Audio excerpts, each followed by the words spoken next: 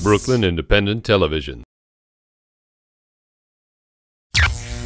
Welcome to Brooklyn Review. I'm Brian Vines. A recent event at Brooklyn's namesake college spawned waves of international headlines. First about its topic, then about the response.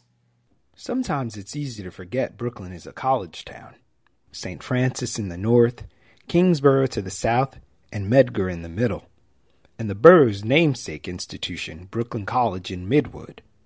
It's there where a recent lecture, organized by the Students for Justice in Palestine, sparked a campus debate that had all the elements to ignite an international media firestorm. Well, the Israel-Palestine conflict is one of many issues often sparking controversy on college campuses.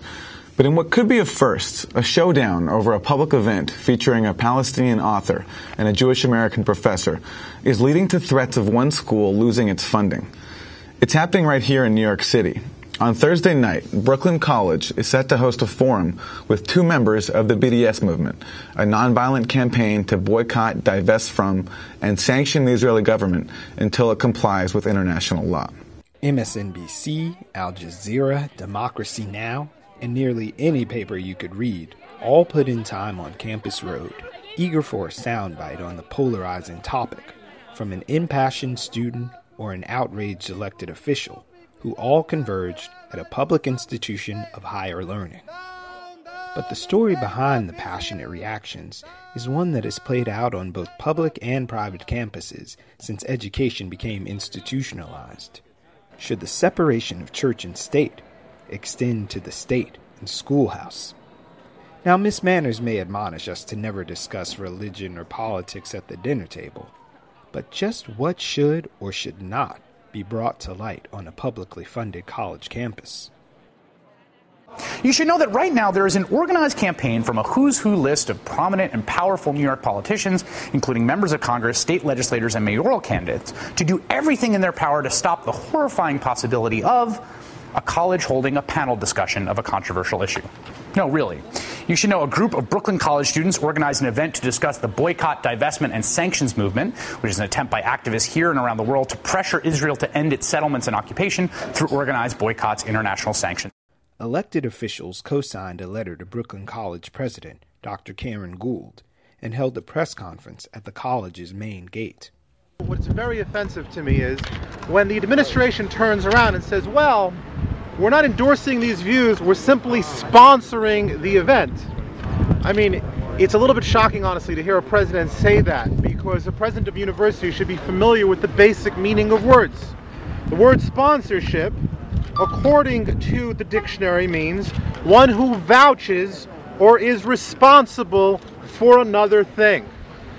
So it really is intellectually dishonest for the administration to turn around and say, oh, we're only sponsoring the event. What that means is we're only vouching for this event. Universities are places that really need to have the freedom and have had the freedom for centuries to engage in dialogue and debate and discussion as they see fit. And that doesn't necessarily mean that every single event is going to show every single perspective about a given issue, but that there are points of view that are presented and debated and discussed so that people can really wrestle with the most meaningful issues of our time. But in hosting the forum, the college may have unwittingly created an issue for our times. We have hundreds of events on our campus every year, and those are programmed by student groups, by academic departments, by others on our campus. And the majority of them aren't controversial to the level that this event is, but there certainly are events with tough topics and controversy. And to suggest that now the funding of an institution is going to be dependent on what an elected official or anyone else may think about any given one of those hundreds of events that are happening seems outside of what is practical.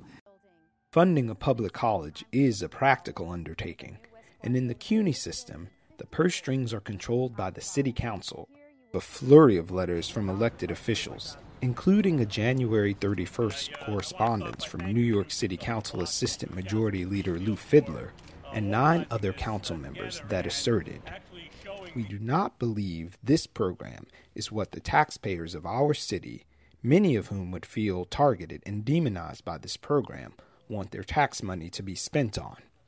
We believe in the principle of academic freedom.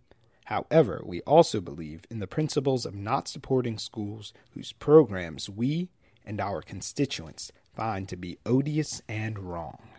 We're getting into dangerous territory if we are, as a country, going to look at a system in which public officials can, pick and choose what topics are being discussed and debated and explored on a campus, regardless of whether it's private or public. Though she is not granted any interviews, President Gould did release a statement to the Brooklyn College community, which in part read, "Brooklyn College does not endorse the views of the speakers visiting our campus next week, just as it has not endorsed those of previous visitors to our campus with opposing views. We do, however, uphold the right to speak and the rights of our students and faculty to attend, listen, and fully debate." The English language changes every single day, especially with the president of Brooklyn College, where she has said that, yeah, we're co-sponsoring, but that does not mean we support this event. When you co-sponsor an event, does that mean you support the event or you don't support the event? I think it's very clear what that means. Brooklyn College got into the mud very deeply. I think they realized that mistakes were made. Freedom of speech, yes, but the seal of approval from the institution itself is unacceptable. On the eve of the event, Brooklyn elected officials from the city, state, and federal level once again wrote to President Gould to clarify their position, stating, "We stand strongly for academic freedom for students and academics. We affirm the right of the students to sponsor the event. We did not request its cancellation. We did not and would not threaten the funding of Brooklyn College. We will continue to oppose efforts that would seek to undermine the free and open debate of critical issues." Also on the day before the event, at the highest level of the pre-panel controversy, Mayor Bloomberg weighed in, adding, "If you want a university where the government decides what kind of subjects are fit for discussion, I suggest you apply to school in North Korea. I can't think of anything that would be more destructive to a university and its students. Students like Sarah Alley." We got sponsorship from people who, the political science department being one of them, and I feel that their sponsorship is just promoting a good education, because a good education allows the students to receive points of views that are well-rounded and from different sources. So when the signs have been trashed and the letters and allegations stop flying, just what will be the legacy of this episode? They should not be getting involved in pro-Israel events, anti-Israel events. That's not their role. What about the chilling effect in the classroom? What about students who are in a classroom knowing the professors voted to support this event? That's a real free speech issue when you create a chilling effect. That's what this has contributed to.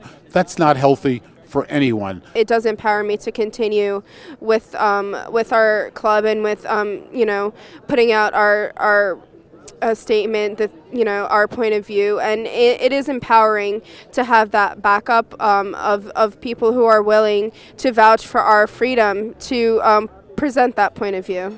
While I don't suggest that the topics of this event are going to be any less challenging a year from now than they are now, I think that we as an institution will be stronger for it, and for standing up to the fact that we do provide the freedom of all of our community members to discuss and debate the topics that are important to them.